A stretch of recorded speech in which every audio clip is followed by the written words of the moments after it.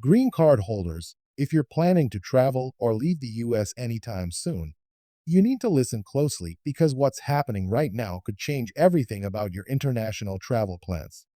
Starting July 10th, the US government has rolled out a massive shift in immigration enforcement, and it could affect your right to return to the US after traveling abroad. These aren't just minor policy updates. This is a complete overhaul of how immigration authorities view your residency. For decades, green card holders have operated under the assumption that staying out of the US for less than 6 months would keep them in good standing. But now, that assumption is in jeopardy. Immigration officers are now focusing less on how long you've been gone and more on your intent to live in the United States. Even if you've been out of the country for just a few months, they'll be looking for real proof that your life is firmly based in the US. Things like a lease agreement, job status, tax filings, and even your driver's license. This means that if you're leaving for family visits or business trips, and you don't have the right documents to show you're still living in the US, you might be hit with aggressive questioning. They can even use new technology to track flight patterns, check tax records, and dig into your employment history, all to determine if you're truly living in the US or just using your green card as a travel pass. So, how does this affect you? If you don't have strong ties to the US, you might face serious consequences like losing your residency status or even being put in removal proceedings. Stay informed. If you don't want to risk losing your status, hit that like button, share this video with anyone you know who holds a green card, and make sure to subscribe for more updates. You can't afford to ignore these changes.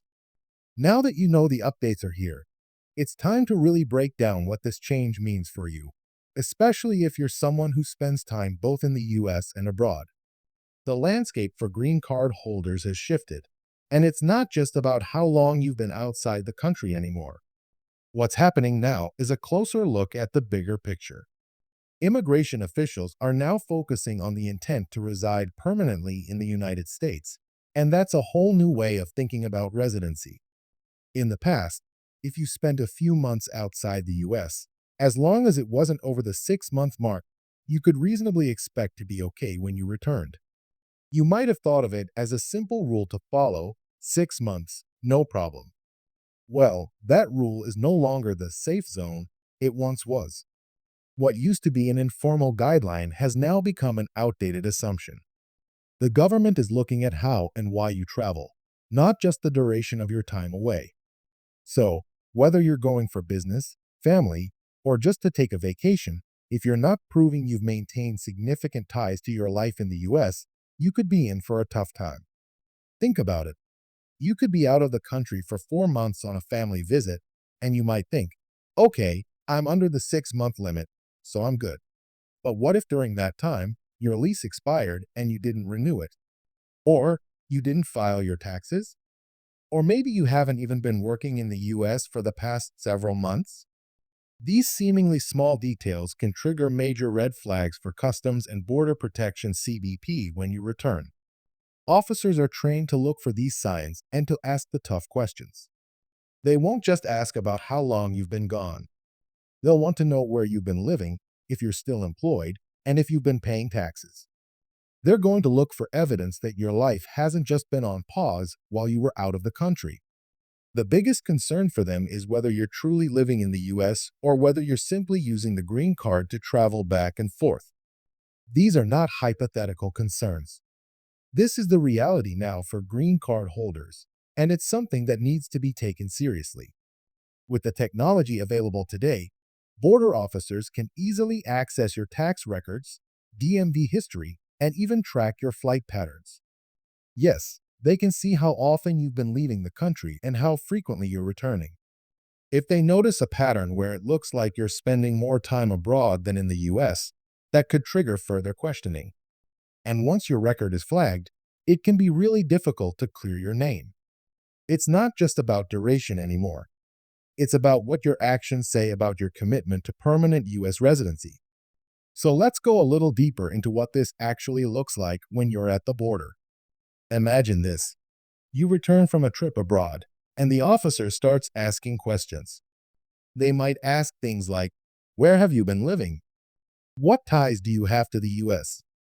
If you can't provide clear answers, documents like a lease agreement, proof of employment, or tax records, they might start to question whether you've abandoned your residency status. And it's not just about having a job or a lease. It's also about the bigger picture of what's going on in your life. Have you been maintaining a US address? Have you been paying your taxes? Are you still involved in community activities or volunteering in the US? These are the kinds of things they're looking at now. Immigration officers aren't just doing a quick check anymore. They're digging deeper, and they have the tools to do it. For example, let's say you have a job in the US, but you've been spending more time abroad. If you're not filing taxes as a resident, or if you're filing as a non-resident, that could be a huge red flag. The government views your tax filing status as a declaration of where you live. So if you're filing as a non-resident, it's a signal that you might not consider the US your home, which can cause problems for your green card status. But even if you're filing taxes and maintaining a US address, the key question still stands. Are you living in the US or not? It's no longer just about playing by the rules and staying under the 6-month mark. It's about proving you intend to live in the US permanently. If the immigration officer doesn't see enough evidence that you're living in the US, they might consider your green card to be more of a multi-entry pass than a genuine residency status. What's especially concerning is that these changes are happening quietly. They're not big, flashy announcements with tons of media coverage.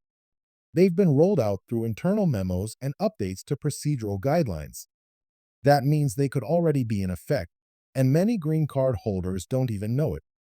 If you're planning to travel for something important like a family emergency, a wedding, or a vacation, it's crucial to be fully prepared with all the necessary documentation to back up your US ties. This is no longer something you can just wing. If you're planning to travel, you need to be able to show proof that your life is still in the US when you return. Having the right documents is now essential. For example, bring along things like a lease agreement, recent utility bills, a letter from your employer, or proof that you've been filing taxes in the US. Without these things, you could be in for serious questioning at the border. If you can't clearly demonstrate that you have strong, ongoing ties to the US, you could be detained for additional questioning, or worse, denied entry back into the country. This is especially important for people who make frequent trips abroad. If you're regularly traveling and only spending short stretches of time in the US, your travel patterns could raise red flags. Officers will start to look at your behavior and think, is this person really living in the US, or are they just using their green card for travel purposes? This could lead to extra scrutiny and even further inspections at the border. If you're flagged, you might face something even worse: secondary inspections. These inspections can take hours, and they're much more thorough. The officers may conduct interviews, review your documents in detail, and even go so far as to search your phone and personal belongings. If they believe you've abandoned your residency, they might ask you to voluntarily give up your green card. If you refuse, you could be placed in removal proceedings and have to go before an immigration judge to prove your case. As you can imagine, this process can take months or even years, and it comes with legal expenses and major disruptions to your life. You might be wondering, why is this happening now? Well, the US immigration system is under increased scrutiny, especially with the upcoming election cycle. Immigration has become a highly political issue, and the government is looking for ways to tighten control over green card holders, many of whom were once thought to be immune from intense scrutiny. The updates you're seeing now could just be the beginning of even stricter policies in the near future. That's why it's absolutely essential to be proactive. Don't assume that just because you haven't had any issues before, you won't have any now. The rules have changed, and you can't afford to ignore them. If you're unsure about your current status, speak with an immigration attorney or a tax professional who understands these new guidelines. And don't forget to keep your records clean, maintain evidence of your US ties, and always be prepared when you travel. The consequences of being caught off guard could be severe, and the best way to protect yourself is by staying informed and taking action. If this video helped you understand what's at stake, Don't forget to hit that like button and share this information with every green card holder you know. Subscribe to our channel for more updates so you can stay ahead of the curve and keep your future in the US secure. Trust me, you don't want to be caught unaware when the rules change again.